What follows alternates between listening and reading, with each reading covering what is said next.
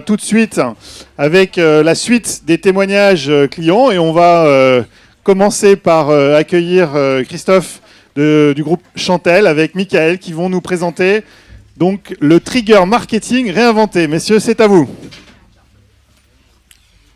Merci Marc, merci à tous, bonjour à tous. Christophe, je te laisse te présenter pour démarrer. Écoutez, donc bonjour à tous.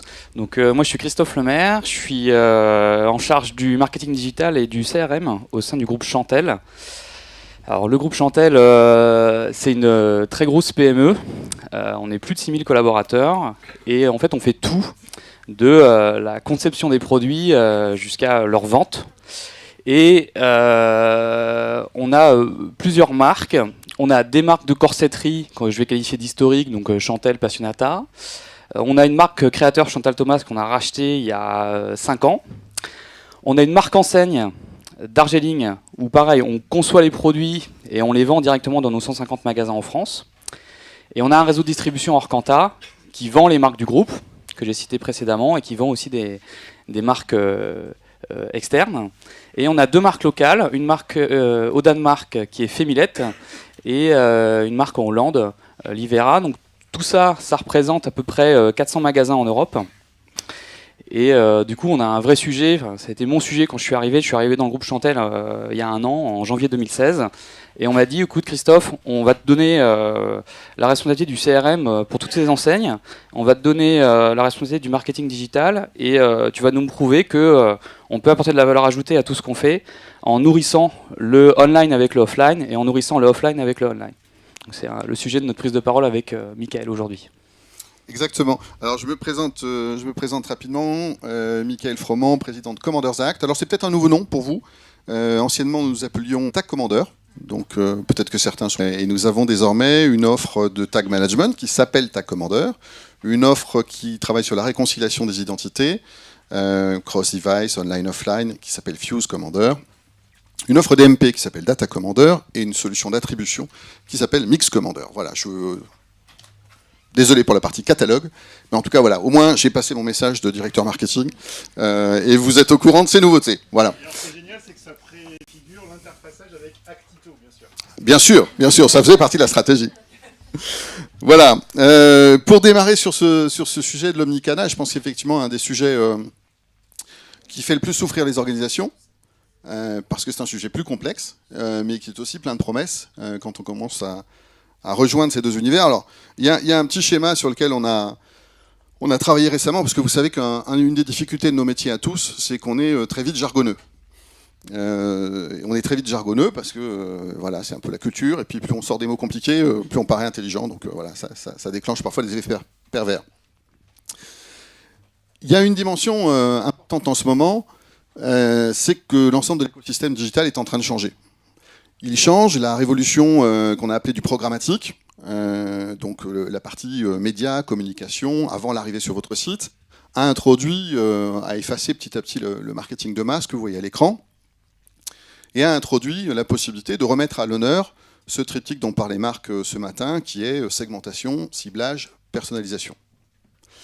Vous avez à l'écran un exemple qui n'est pas si loin de ce qu'on voit au quotidien, que ce soit sur la partie CRM, que ce soit sur la partie média aussi. Une des premières applications d'une DMP, ça consiste par exemple à rationaliser, c'est-à-dire qu'à éviter d'envoyer des messages qui n'ont aucun sens, qui ne génèrent aucune valeur. Donc ça reste un grand classique. Et c'est un peu le thème généralement de l'efficacité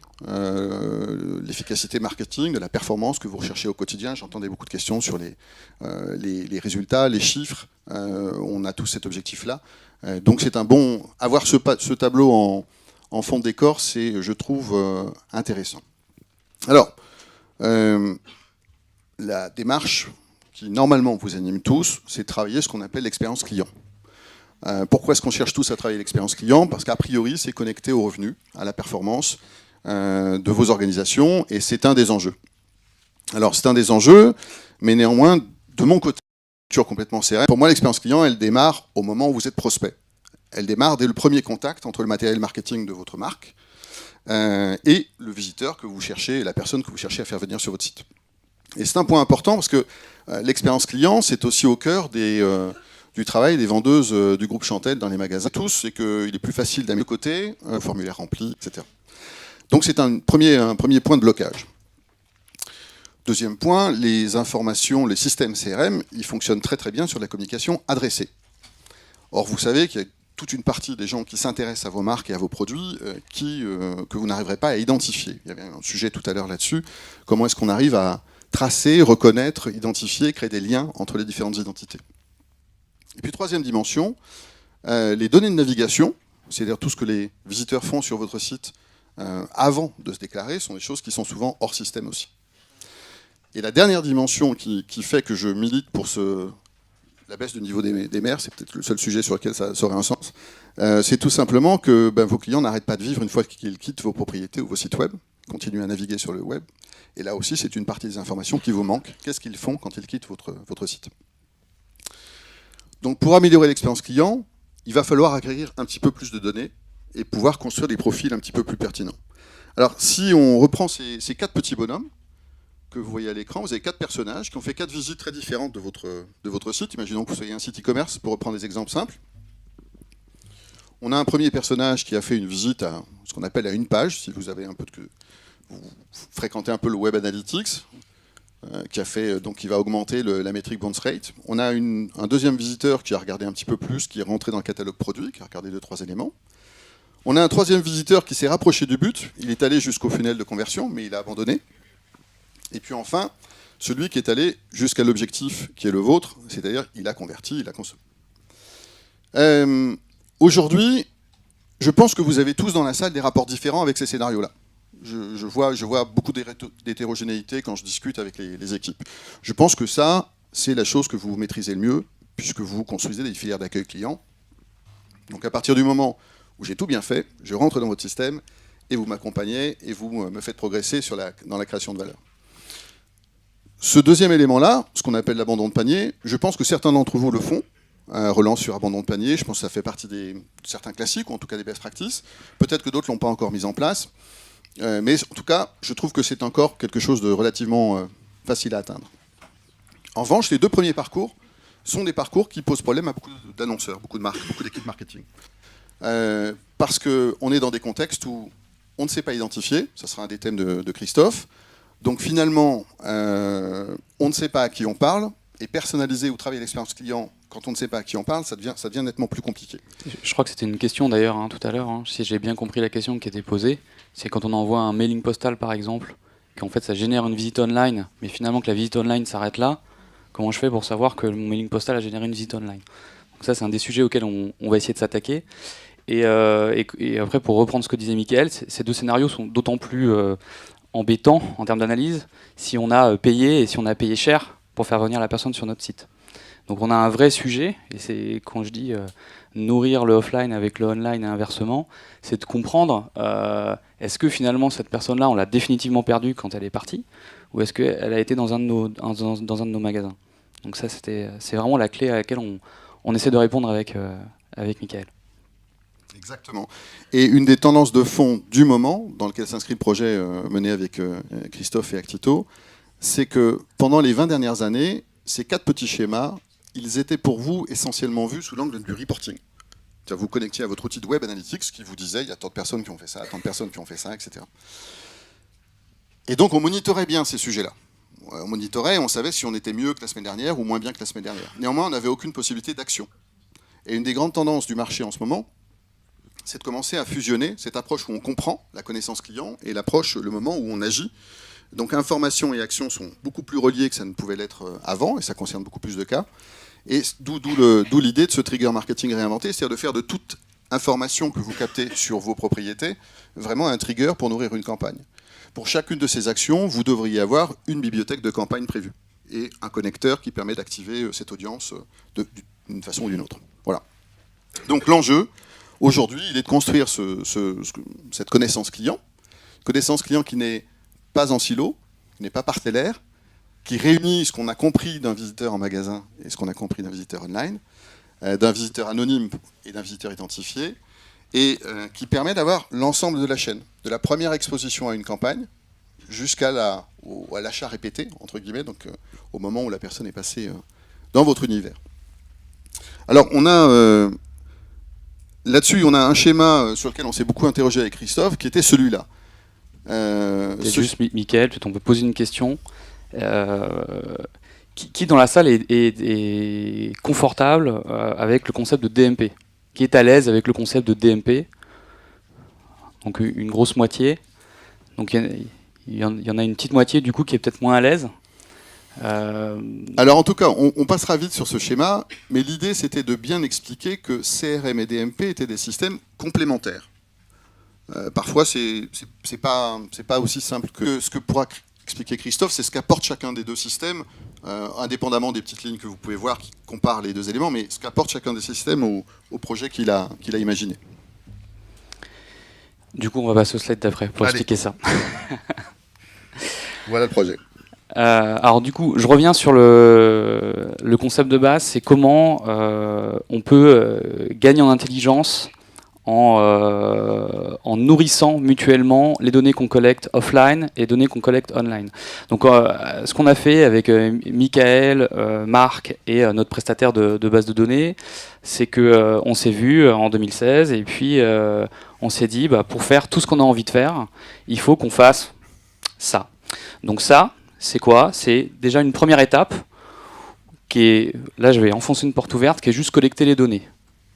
Je ne sais pas si tout le monde le fait, mais collecter les données, ça veut dire tout simplement donc collecter vos données transactionnelles. Donc là, je pense que j'ai une population très CRM en face de moi, donc ça, tout le monde le fait. Mais surtout, collecter et historiser vos données de vos sites internet et e-commerce. Donc pour ça, on a choisi donc la DMP Tag Commander. Donc pour ceux qui ne sont pas familiers avec le concept de DMP, c'est une grande base de données dans laquelle on va stocker toutes les interactions web, toutes les pages vues, tous les produits vus, tous les produits ajoutés au panier.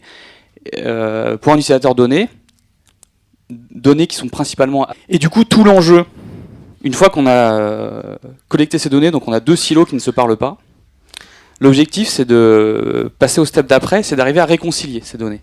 C'est-à-dire comment, face à un cookie anonyme, principalement, puisque dès que vous rentrez dans le funnel de conversion que vous vous bloquez, finalement le cookie est plus anonyme, mais comme on l'a vu, c'est 5% de votre audience, il y a 95% que vous n'arrivez pas à reconnaître. Comment finalement on fait le lien entre ces cookies anonymes et les ID clients dans notre base CRM. Donc c'est ce qu'on appelle le CRM onboarding. Donc ça c'est le projet qu'on est là, on est vraiment dans cette étape-là aujourd'hui, avec Mickaël et Marc. C'est comment finalement en face de chaque cookie, on va mettre un identifiant CRM. Donc là il y a plusieurs méthodes, donc je l'ai évoqué. Il y a bien sûr la fin de funnel de conversion.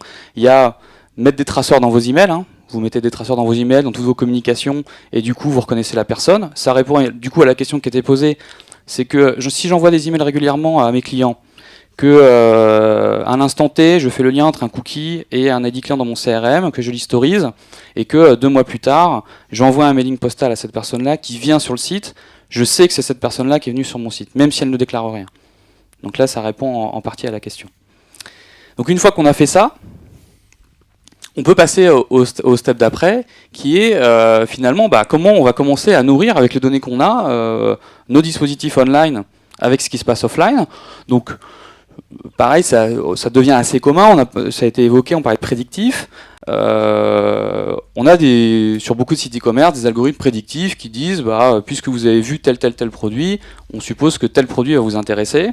Ce qui sera intéressant, c'est que maintenant, vu qu'on a fait le lien entre tous les achats offline et des données netline, on pourra lui dire, puisque offline vous avez acheté ça, et que tous les clients qui ont acheté ça offline aussi ont après acheté ça offline ou online, ce produit-là peut vous intéresser.